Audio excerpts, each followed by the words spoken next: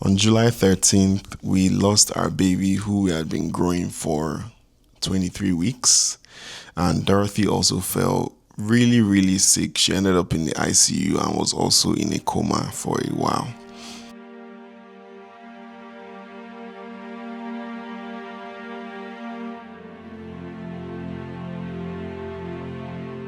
The purpose of this video is to serve as a testimony of God's goodness in my life, and just to tell you guys the story of everything that happened, to be transparent with you, and also to encourage everyone, both women and men, to advocate for themselves medically. We found out that we were pregnant around Valentine's Day, this 2025. Our Valentine's period 2025. We were pretty excited because we're two presumably Valentine's babies, and we're going to have our own Valentine's baby, which was very exciting. Everything was going fine, but unfortunately first trimester was really hard on me. I was throwing up, I was really sick, but we got through it. And then I noticed that I was having some light bleeding, and then we went to our doctor, who sent us for a scan, and I found out that I have a short cervix. Your cervix is what holds the baby inside, and the shorter the cervix, the more possible it is that the cervix could be insufficient. And insufficient cervix means when your cervix isn't long enough to hold the baby in, and if you don't do something about it, your cervix could open, and basically the baby could fall out before time. We spoke to our gynecologist about it, and he told us that he doesn't really trust the diagnosis of that clinic, and he sent us to maternal fetal medicine clinic, where they checked my cervix and they said it was closed. But what they failed to do was to include the measurements. We took this back to our gynecologist, and he said, oh, everything is fine. It was very confusing to us because there's something that you can do as a pregnant woman, which is called a cerclage. It's a stitch that you can do to your cervix to ensure that you keep your cervix closed till your due date or around your due date. And we tried to push for this because we're like, if there's a potential that my cervix is short and can't hold the baby inside, then why can't we just try to do this procedure? I'm willing to take the risk. Both of us were willing to take the risk and just do it. And you guys will understand why later. So we took all this information to him, and he still said, don't worry about it, everything is fine, it's closed, as long as it's not open, we are good. And they encouraged us to go back to our normal lives. They encouraged us to take walks, and everybody knows it's like we're very active. So we're taking our strolls, we're living our lives. They even said I could travel up until like 32 weeks. So we traveled to Vancouver a couple times. We even went to Houston. Like, everything was fine, and we're living our lives until one day when we went for a stampede event, where I went to pee and I wiped and I saw like just a little bit of blood. But the thing about pregnancy is that what is normal is also not normal, because even that week I noticed that I had like increased vaginal discharge, but then the pregnancy app that I was subscribed to said you will have increased vaginal discharge. So sometimes you have increased vaginal discharge. It could be just normal pregnancy, or it could be something is wrong. Sometimes you have pelvic pain. It could be normal in pregnancy, or it could mean that something is wrong. So pregnancy is very confusing. You don't really know what is wrong and what isn't wrong. Yeah. So that day, we were at the event. I was fine. Everything was okay. But then I went to wipe, to pee, and then I wiped, and I just felt like something was wrong. Like something deep down just made me feel like I need to go to the hospital. And the only reason why I even went is because I was like, bless you. Sorry, thank you. The only reason why we went is the kind of thing where we're hoping that they will say, okay, just one or two things here and there. Please make sure you take care of yourself and go back home. So we're like, let's just go to the hospital just in case. We didn't know that this was about to be the beginning of a terrible ordeal. And I didn't know that I was going to be in a battle of life and death at this point. So we went to the hospital where they checked my vagina or whatever, like, and they found out that I was a few centimeters dilated, and they said they are going to try and do a rescue stitch just to see if they could still keep the baby inside. And honestly, I don't even know how to even continue this story. Maybe you should just continue from there. I don't know. Really? I mean, so I think we went for. Are you okay? Okay. Yeah, we went for the check. Like, we're just being overly careful. Obviously, they said we needed to do a rescue stitch, but they said because you had just eaten, we had to wait for 6 hours, just because it's like a surgical procedure. Yeah. So I mean, everything was still looking up then. It was like 6 hours of waiting. We just waited for her food to go down before they gave her like anesthesia or anesthetics and all of that. They took me to the operating room. Yeah, and then they gave me a spinal anesthesia, which was very daunting for me because, first of all, I don't really react the best way to anesthesias, and then the needle was painful and all of that. I couldn't feel my legs, and my blood pressure was dropping, so they had to jab me to bring that back up. And then I was about to do the procedure, and I noticed that everybody just stopped what they were doing, and the doctor now came to tell me that they're really sorry, they can't do the procedure anymore, that it's too late, that they can already see the foot of the baby coming out, which is when I asked them, please just get my husband, like, I don't understand anything that is going on. It was really heartbreaking, like, just because they didn't allow me to go to the operating room, right? So just seeing them like bring you back in, and I was like, what happened? Like, did we lose the baby?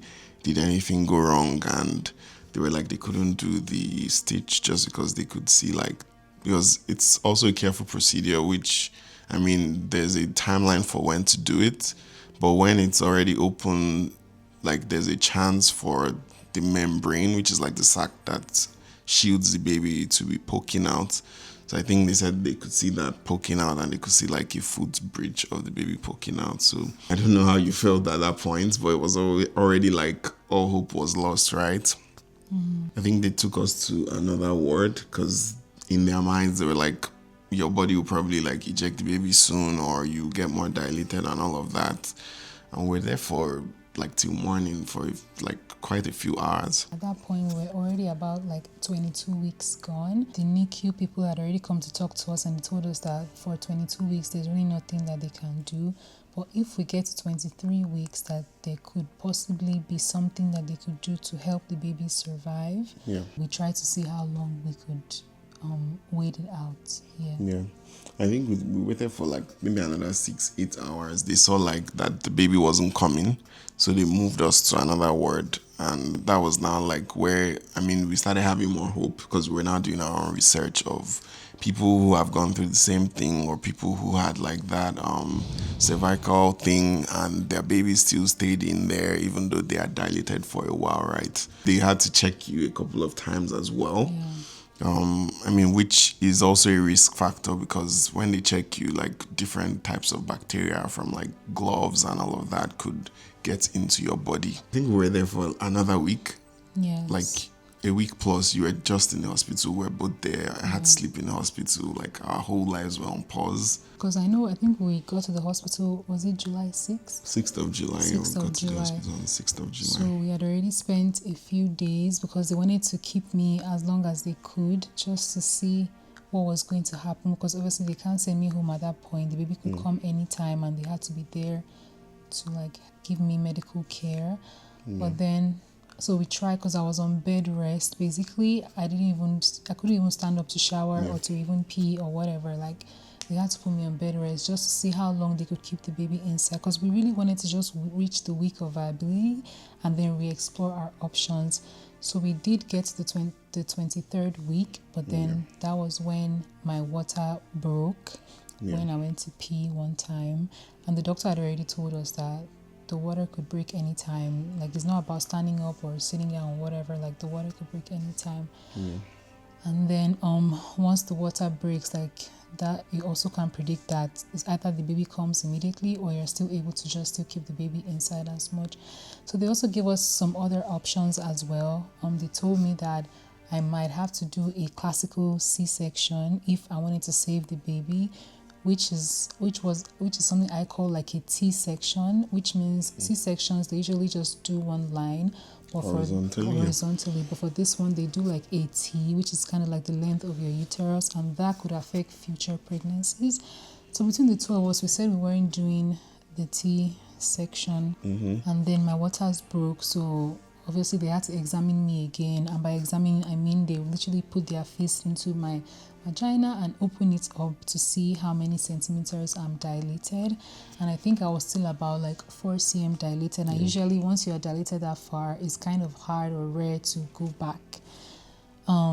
So honestly, like, we were in the hospital for that long, and everything, whatever happened, back and forth until when because they kept measuring the baby's heartbeat, and they were keeping track of that. The baby was still okay, the heartbeat was still okay, but they already told me that at this point anything could happen. He was really there for us. Like, every day he would resume at the hospital to come and work and stay by my side, even if I was sleeping or not, really tired. Like, he was always there, and he even slept in the hospital a couple nights with me. But then this particular night, I was like, please just go home, that you need to go home and rest. Like, you have to be strong for the both of us. So he already went home, literally not like, maybe like a couple hours. And then the nurse came to check the baby's heart rate again, which is when I noticed that the baby's heart rate had really, really dropped. And that was when I knew that, yeah, like, everything is over at this point. So I called him immediately. I sent him a text that they're taking me to triage, that I don't know what's about to happen. So they took me there, which is where they brought their ultrasound, and they checked for the baby's heart rate. And I saw as the baby's heart rate was dropping, and I saw when it pretty much stopped to like a beat per minute, like it wasn't even moving anymore. So the nurses already told me that they were sorry. The doctor told me that she was sorry. They were really nice. They were really kind and compassionate. And they gave me my options again. They asked me, do I still want to do a C-section? And they could see if they could resuscitate the baby, because I was already at 23 weeks. But I told them no, because I'm not going to jeopardize my body for something that is uncertain. And they were like, okay, well, that's a good direction to go. So they just told me that they'll come back, and that they'll give me a moment. And I told them my husband was coming back, because now he had to be back to the hospital. I think they moved me to another room, because they gave me different options. I could either, like, they could induce the baby, or it could wait till the morning time for the MFM people to actually do their own ultrasound, yes. Or like, or they could induce the baby, or I could just wait and see how long my body would expel the baby for. So they took me to a different room, which is where they could start all those things, like, or I could just stay there, like, depending on when all that happens. But I noticed that I started shivering. I was cold, and at first I thought that it was just the room I was in that was really cold. I was confused, and I thought that maybe it was my mind too, because I was obviously anxious and heartbroken. I was like, maybe that's why I'm shivering. But then they moved me to another room, somewhere that he could also sleep as well, because there was another bed there. Yeah, sure. Yeah. So they moved me there, and then, which is when things started going wrong. I think I was passing out. Yeah, I think you were passing out. Yeah, it was funny, because I also thought, like, in my mind, I'm like, okay, you've been through a lot. Probably like the shock of hearing that your baby's heartbeat had stopped and all of that. But I think it started getting more serious. Like, you were shivering. You were just like, I don't even know, you were cold, you were shivering, you were passing out, then your blood pressure was dropping. Yeah. So that's and when my temperature was increasing. Yeah, temperature, you had like a fever. So I was like, I had to tell the nurses that, look, like, this is not, it's not just her like being anxious or anything. Like, call the doctors, call anybody that you need to call, like, let them come and check her and all of that. So I think they brought like different people. They did an ECG, they did like different things here. I mean, I also have to give it to like the medical team, right? Because they were on top of things. We now had said we won't wait for the official like ultrasound anymore, because we were going to wait for that just to be sure. Then there was a point where we could see like your vitals dropping and you weren't feeling the best. So I think they gave you medicine to help with that. But we're like, hey, if this thing is making her sick, then let's induce and just let the baby come out of her so she can be fine and all of that. So I think they had even started that induction process. Because I got an epidural done. You had another spinal, so you had an epidural. Man, it was a lot. So you had an epidural.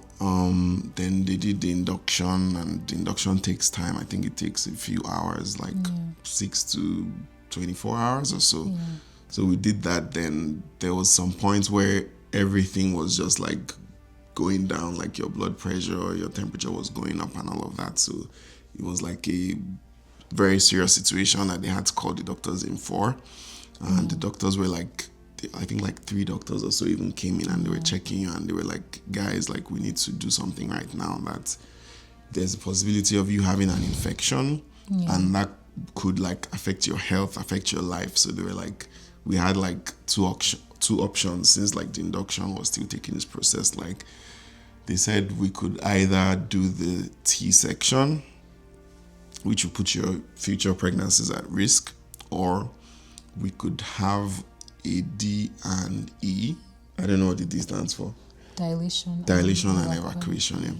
So they said we could do that as a second option. We had to sign a bunch of paperwork on the spot as well. I thank God, because they said like probably only 4 people in Alberta also do the procedure, and 2 were in the hospital at that point. So they were pretty confident that they could help out with that procedure. It was less, less invasive, and it would have, the recovery time was better than you doing a T-section, right? Yeah. So I think we asked for that procedure first, but they still made you sign that if that wasn't working, then they'll have to cut you up and remove the baby from your body and all of that. At this point, because I noticed that I wasn't really doing well, and then how another way I knew was because maybe there were only like 3 people in the room, and all of a sudden they became like 10, and they were already telling us that, guys, we need to make a decision now because I'm really sick. So they wheeled me into the operating room, and I kept telling them, please don't let me die, please don't let me die. I really felt terrible. And so the last thing I remembered was that they put some IV in me, and they were telling me that they're going to put me under. They were putting my legs up, trying to get me ready for the procedure, and they put some gas over me, and I passed out. And I don't know if anybody watching this has ever had any surgery or procedure done. When you go under general anesthesia, or they put you to sleep, like you go to sleep and you come back like this, because I've been under general anesthesia before. Like it happens fast. So you don't think that anything else is going to happen. You think you're just going to go to sleep, and then you wake up and the procedure is done. But that's not what happened to me. I followed you to the operating room with the doctors, and they told me to wait in the waiting area. So I was waiting in the waiting area. Obviously, we're like a very prayerful family. So before all of this, like we had been praying and all of that for your safe recovery. So I would say it took about 40 minutes of being outside. This was Sunday morning. This was the next Sunday. Bear in mind, we were in the hospital the Sunday before, so this was Sunday morning. It took about 40 minutes for them to do this procedure. And next thing, one of the doctors came out to me, and the doctor just told me that, look, we're transferring your wife to the intensive care unit, which is the ICU, which is where they put very sick people, if you don't know what the ICU is. And they just told me, her vitals were still going down during and after the procedure. And their team could not just keep like jabbing you and all of that. So they were like, they had to take you to a unit that could care for you. So I was just like, God, what's happening? We've been through a lot already. We're just trying to get this operation done and get you out of here safely. And next thing I'm hearing, it was really like 0 to 100, because it was not expected at all. Like, we didn't even know you were already on antibiotics, like way before anything. Immediately you had like that dilation, they had put you on antibiotics, and also the thought of having an infection did not even cross my mind, because you were already taking antibiotics like maybe 3 days before this happened. So I think it was just really shocking to hear that you were taken to the ICU, and they said someone will come and get me in a while and all when they settle you into the ICU. But I was like, okay, I was just there waiting, and I was like, rather than waiting, let me go to the ICU and just meet you there and see what's happening. So I went down like 3 floors to the ICU. I was like, where's my wife? Like, they just brought her here and all of that. And they told me that you hadn't come to the ICU yet, that they were still preparing you. So I'm like, what are they preparing? They told me to wait The woman was trying to comfort me. I mean, they had like social services workers come up to me. They tried to give me like snacks and all of that. And in my mind, I'm like, I just want to see my wife. Like, where's my wife and all of that? So I think it took probably another 20 minutes before they finally told me that you were there. Then probably like another 15 or another 20 minutes before they allowed me come into the room where you were. And I remember like immediately I saw you, like I couldn't believe it. I was wondering what happened because I mean I had seen you right before the surgery, which was the same day, just a few hours. My heart just sunk.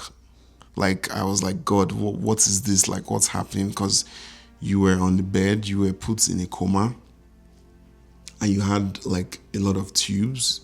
You were on 2 types of life support, like they told me. So you were on life support for your breathing, and you were on life support for like your other vitals as well. You know. Sorry, I know it's hard to hear. Like it's really, really hard. Need a moment. I didn't know I was on 2 types of life. You were on 2 types of life support. Like I haven't even shown you the pictures of the day they brought you into that place. Like I didn't understand because I had just seen you, right?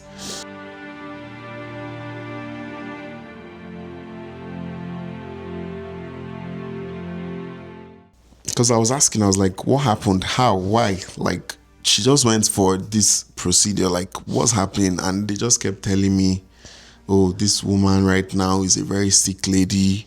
Like, your wife is very unwell. Like, we don't know what is going to happen to your wife.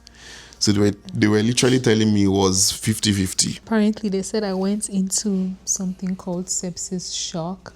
And there's something called sepsis, which is an infection. And there are like 3 grades. And apparently, like the septic shock.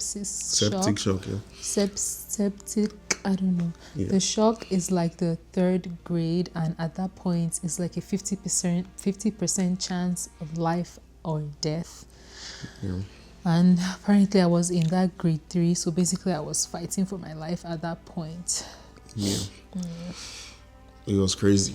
Like, it was crazy. Looking back, like, I mean, I can only just thank God for your life. Everything happened so fast, and the way they described it, like, for me to come to terms with what you were going through, like battling for your life, it just felt so unreal. Because I had spoken to you right before you went for the surgery, right? Mm-hmm. So, like, bro, you were like on everything. There was like, you had 2 arterial lines. You had 1 central arterial line to your neck where they were taking blood and putting medicine into. There were 3 channels in your neck from that 1 line.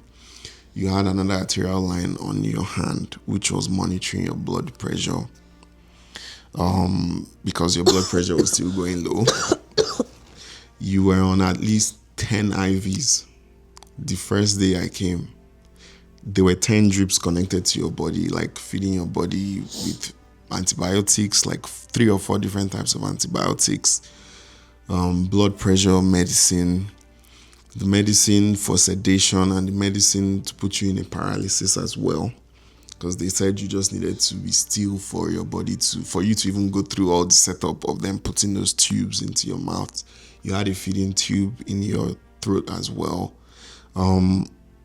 It was, bro, like my head was going crazy the first day. Like my first instinct was just to scream and to cry, like when I saw you, because even just seeing your face was swollen.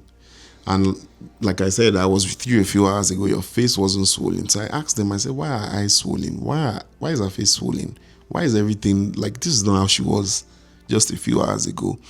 And they said they had to infuse you with a lot of fluids to help with the medicine, to help with your body as well, as your body was fighting the infection. They said you had an infection and it spread fast. You also had like pneumonia, like an infection in your lungs as well. And another thing that really scared me too was the breathing machine, because you were on like support for breathing, and the way you could tell like that you weren't breathing on your own. because of the dramatic way like the machine pumped your chest up and down, and I could see like the tubes from the machine going into your lungs. And I was just like, God, like, no, God, not like this. Like, God, why? Like, why is this happening? Like, from where to where? So I feel like it was the worst week of my life, like, genuinely, hands down. Like, and I've had bad weeks. Like, this was the worst week of my life. Like, first of all, I was told we lost our child. Second of all, I was told that you were on the verge of losing your life as well. So, I mean, obviously, I was in touch with, like, family and all of that. They had known everything that was going on. So I sat with you for a while. Obviously, I prayed for you a lot while I was there because, I mean, prayer is the only key. So I waited for you a while. People wanted to come. Like, a lot of people wanted to come. We had, like, friends and family members from different parts of the world trying to fly into Calgary to come and see you. I told them it was okay. I mean, I feel like we had a really good support system here. Thank God for good family members and a few good friends as well.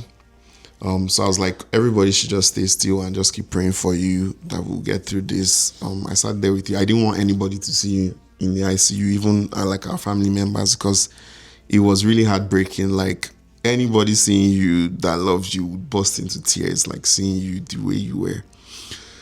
So I stayed there for a while. I think I stayed there till later in the day. You were out of it. They were just feeding you. I kept asking doctors for updates, checking the x-rays, and just knowing everything that was happening. It was amazing because I had never seen how the ICU unit works. I pray nobody has to see how the ICU unit works, but you had like 2 nurses and a backup nurse to each station. They had like your live vitals on the screen with so many machines. It was, I don't even know, it was heart-wrenching. I can fast forward to where we were, like, you were there for a few days. They tried to, but yeah, I mean, I know you experienced something when you were in coma as well, so maybe. Yeah, I wanted to. So, for me, like I mentioned before, like when you go under, you expect to just come back in like a split second. But for me, like they put me under, and then next thing, my I know that my hearing came back first. So obviously I was in a coma. But even in the coma, like I still had some level of consciousness, so I was in and out.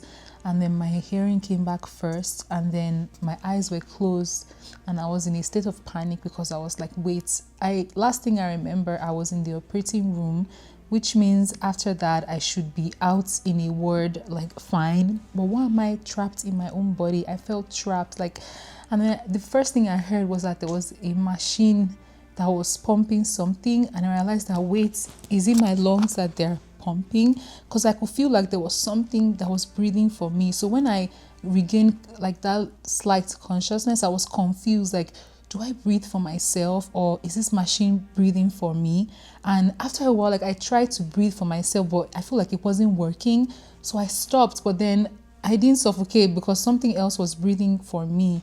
So it was very confusing, and I had like moments where I'll be conscious, then I'll black out, and I'll be conscious, then I'll black out. So in the middle of that, like that was the first time I came to, and then I blacked out again, and then I heard people coming in and out of the room. I heard them talking about me. I heard one lady even say that, people in society would judge others for saying things like they don't want to have kids, but then look at where we are now. Like, what is this? What is going on? And then I also felt when sometimes they will come, they will clean me up. So I noticed that they will come, they will open my eyes, they will put lights inside, they will put like an eye drop, they will try to brush my teeth, then they will try to clean my body. So and I couldn't move, I couldn't talk, my eyes were shut.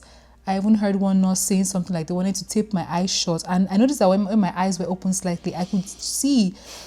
And I was like, please don't tape my eyes. But obviously I couldn't voice out. I felt so trapped. Like I felt like I was in another dimension. Like I didn't understand what was going on. But I think after a couple times when I came to, I realized that I was in a coma and there was nothing that could be done about it. And I was really scared. I was scared because I could hear clearly a lot of things that were going on. I'm like, God, please, these people shouldn't go and like turn off the life support. Like I'm still here. Please, like how can I let you guys know that I'm still here? Like I'm still alive. Like please don't. allow anything happen to me. So it was really confusing. There were even times when they would try to clean my body and then they'll turn me over to the side. The IV lines that were in my body, I could feel the pain, and I noticed that one of the lines blew up, and I heard when the nurses were in a panic trying to pump. I don't know what they were doing, but they were squeezing my arm and it was aching me, but I couldn't say anything. I couldn't cry out. Nobody knew that I was in and out. So every time they would do something to me that would agitate me, I would black out again. I remember when one woman came to clean me up and then she said, oh, she wants to straighten my neck, but she didn't realize that she actually bent my neck and my neck started aching me even at that. So I blacked out again. There was one time when I was just like still trying to figure out things that were going on. I saw like two men in whites coming from the left or something. I just looked away that I don't know who you guys are. Like I just left the whole matter. I heard them talking about like so many things. And then like what was just really stressing me out was that I could hear, but then like I couldn't do anything. Like there was one time I was trying to even move my eyes because I feel like my eyes were also they felt like they could move under like my eyelids, but it's like no one paid attention to me. I felt so lost and I was now confused, like, God, how long will I now be in this state? Like how long will I be coming and going? And it felt so long. It felt like days, even though it was just a couple or 3 days or whatever, but like it felt so long. And I think it was until the day they wanted to remove the tubes. And then it was 4 days actually. 4 days. 4 days, but it felt like weeks to me because I had to be there every day. I mean, I tried to do some work to distract myself. Like the second day you started looking better, so I was like, yes, God is in control. I know nothing is going to happen to you. And I remember your last words to me when you were going to the operating room were, please don't let me die. I don't want to die. And I was like, come on, you won't die, but you will live to testify to God's glory, right? So, I mean, it was a lot of back and forth, like medical stuff. I learned a lot of things in the ICU. Things that we never planned to learn. Things that I didn't plan to learn. Things I don't pray for you to learn. But I think on the third day, they tried to bring you back. So they started cutting off like some of the sedation and paralysis meds and all of that. So they tried, but I think you were still a bit out of it. Yeah. So they had to put you back. I think that was the day where like I was trying to tell you guys what I needed. Yeah. Was that so? Because I realized, because like I mentioned before, I could hear really well, and then I could see slightly, maybe because they started taking off the meds. So I know I saw you. I know I saw your brother as well. But I wasn't really understanding what they wanted from me. So apparently they wanted me to be able to stable my breathing so that they could take me off the tubes. But I was uncomfortable with the way they had laid me on the bed. Like the bed was too flat. And I was trying to tell them, please, like raise the bed up. But then they couldn't understand what I was saying. So they put me back to sleep. Because there were tubes in your mouth. There was a mouth guard. There was a tongue guard so you won't bite yourself, so you won't swallow your tongue. There was a balloon at the end of the tube to stop fluids from going to the wrong place, to your lungs.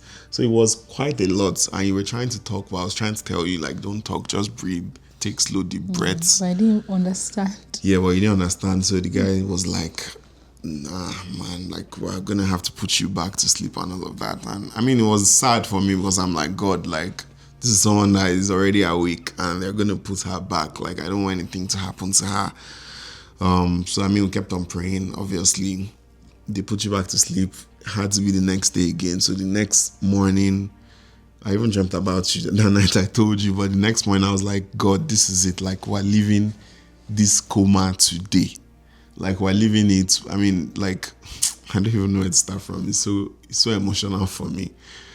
But yeah, that morning I came with that conviction that things were going to get better. And they tried again. Because even the day before, like, I could see your eyes opening. I told you, and I was telling the nurse tried to dismiss me, like, maybe this guy is just hallucinating and all of that. I was like, I can see her eyes moving, her eyes are opening. So she now saw it later. She was like, okay, she's seeing what I'm seeing, and that we'll try again tomorrow, and you'll probably be in a good place to come back. So we did try again. In the middle of this, they had brought like spiritual services. They asked if we wanted a priest and all of that to pray for us. In my mind, I was like, are you guys trying to commit my wife that this girl is not going to die in this place? So the next day they tried again in the morning before the doctors came for the rounds, and I think you were in a better place mentally. You were responding better. Your breathing was better. Yeah, I feel like for me too, like just because I was in and out, like I eventually understood that I was in a coma, and it's like I had to cooperate, right? So it's like at that point I was really trying to fight for myself. Like every time I will come back, I'll try to breathe on my own, or breathe in sync with the machine, because my heart rate or breathing rate, whatever, wasn't going to change anyway. It was at a steady pace. So I had to now start like syncing myself with the machine, and I was like, okay, like obviously I'm in a coma, and that's also why I kept trying to move my eyeballs. Like maybe if someone can see that I'm moving my eyeballs, like that means this girl is actually still there. Like they should not just go and turn me off or something. Do you get? Yeah. We knew you were there. Don't worry, we knew. So, yeah, I think they now tried. So they told you were cooperating, you were responsive. Then they now eventually took out the tubes. Yeah. And I think you felt a bit better when they took you. Went on a lot of pain meds too because you had gone through a lot. So they took out the tubes, and you coughed a lot. I don't know if you remember, but you coughed a lot. The irritation was a lot. You had still coughing. Yeah, the tubes had been in the same spot in your mouth, so you had like tears and some sores in your mouth. Yeah. But I mean, it was happy. It was a happy moment to have you back. Like it was happy for me to see you alive again. Well, is that your best thumbs up?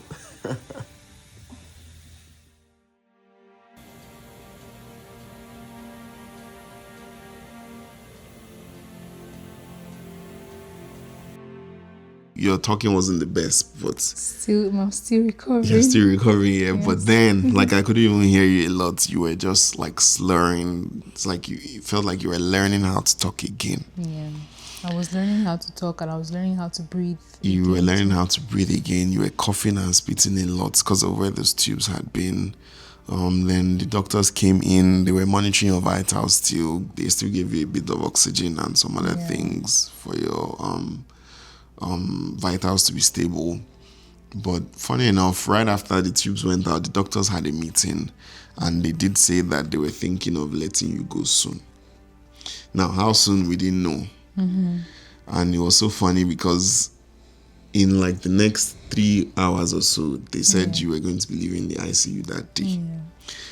And I remember one thing that the other doctor told me when I was asking how fast your recovery would be, and because they had kept telling me that you were very sick, that you were very unwell, that they didn't know the outcome and all of that. But that day when I asked her, she was like, that I should just be grateful that they don't see people come in and out of the ICU that fast, that people stay longer in the ICU, so that we should just take it one day at a time and you will get better as you go on. So I think it was that same day that they arranged for you to be moved to a recovery ward somewhere else in the hospital. I think we all heaved like a huge sigh of relief, knowing you were alive, knowing you were okay, and you were going to be moved out of the ICU. I don't know if you remember much from leaving the ICU. I don't really remember, but I just know I was moved to another room. Yeah. But then I realized that maybe because I was coming off the anesthesia and all, like I couldn't really use my hands, I couldn't use my legs. I was just coughing. Things were just, even my mouth was hurting me. It's still hurting me, still aching me. We're literally just coming out of this week. So everything is still fresh. Like my neck is aching me, my thighs, my whole body is pretty much aching me. I have to still be on pain meds. And then just leaving the ICU, they had to get me to just be stable. I was still on oxygen. And then I had to now learn how to, as the days passed, I had to learn how to walk again. So there was a physical therapist that would come and she would give me a walker before I graduated to just walking on my own, and I had to practice how to use the stairs. My oxygen was in and out. So sometimes I'll be on oxygen and they'll check again and they'll remove it and then they'll put. So I had to also learn how to breathe properly. The physical therapist also helped me with that, just to learn how to control my breathing and breathe how I used to.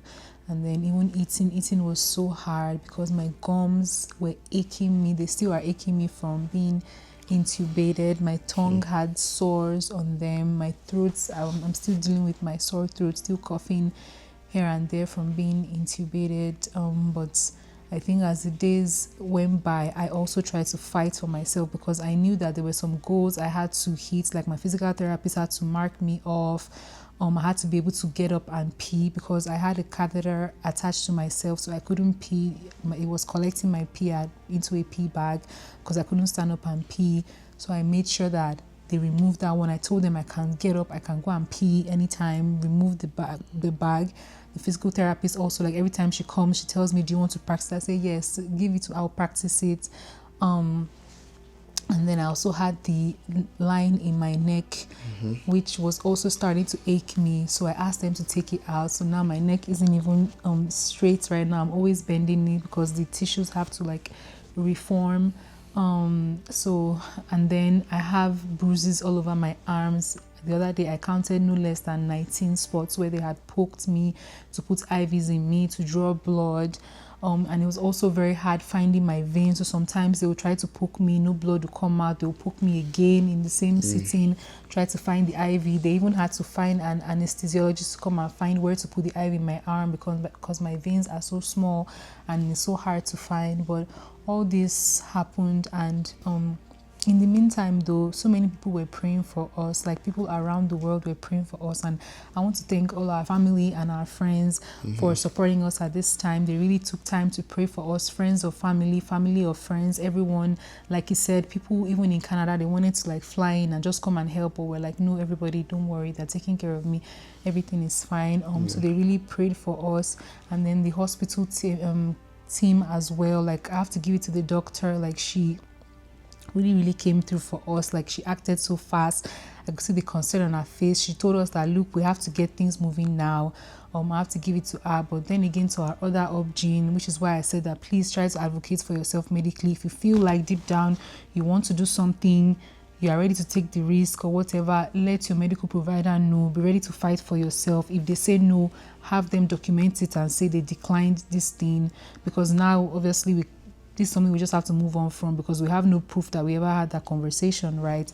So it's just a way for you to please try to advocate for yourself, and also please listen to your gut instinct. If not for the gut instinct that I listened to, things would have been way worse. Imagine if I had that infection when we were at home, we now have to drive 20 minutes to the hospital, anything could have happened. So because of that one gut feeling, we went to the hospital way earlier than we even needed to. Yeah, like you said, we thought we were going to just go to the hospital and come back home. We ended up spending 3 Sundays. 2 weeks, 3 Sundays in the hospital. Yeah. I mean, like, I feel like we just give God all the glory. Like, thank God for your life, because it could have been worse. Yeah. I mean, we went in the hospital as 3. We came back as 2. And we could have come back as 1. Yeah. So we're really thankful and grateful for that. And like you said, like, just our support system, like, they really came through, even taking care of me while I was taking care of you. Yeah. I mean, it's something we don't take for granted, and it's something that we really appreciate. And we pray that God will continue to keep everyone. God will bless you, like even as you have taken out of your own time, your own energy, your own blessing to do good for the people around you. We pray that this kind of thing would not come near you, in Jesus' name. Amen. And I also wanted to just thank all our friends and our family that we told about our pregnancy. Everyone was really happy for us. Some of my friends even cried on the phone when I told them. But unfortunately, that things had to end this way. But still, like, we just wanted to show that appreciation.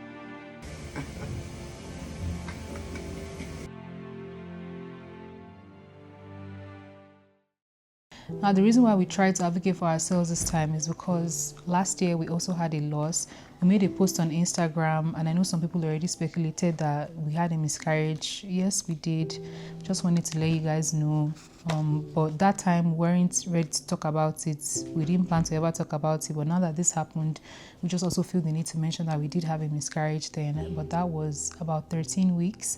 But this one was a stillborn or a stillbirth, which was 23 weeks. And then this is the ultrasound of the first baby that we lost. This one is the ultrasound of this baby that we lost as well. Pretty sad, but I mean, they existed. And then for this baby, they also gave us like a little care package. I think like a teddy bear and the footprints of the baby. So at least we have that. And I wanted to just unbox it. Yeah. Yeah.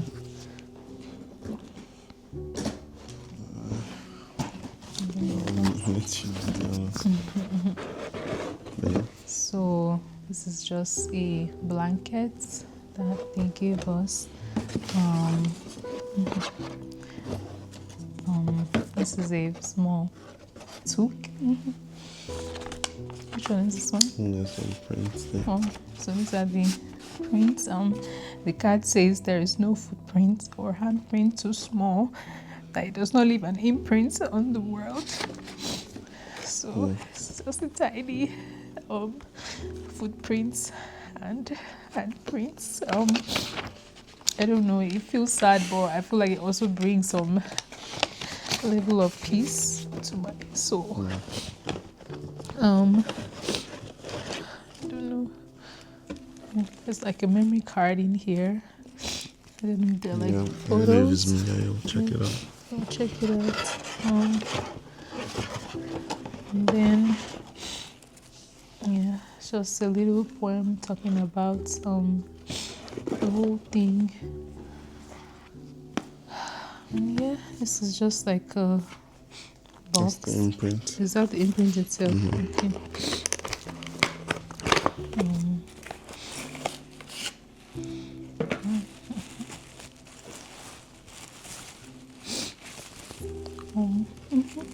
So this is the actual imprint.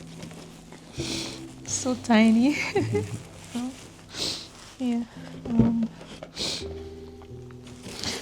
I mean, it's definitely hard, but just brings some level of peace to me, I feel like.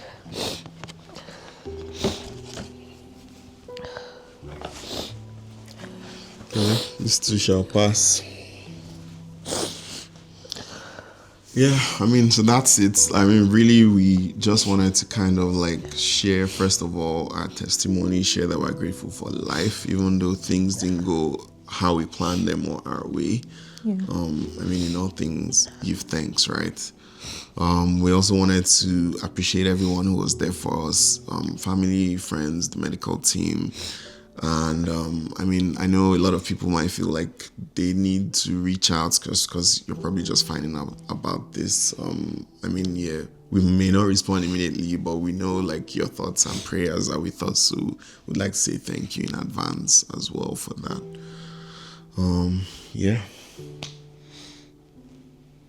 That's it. Bella. Thank you.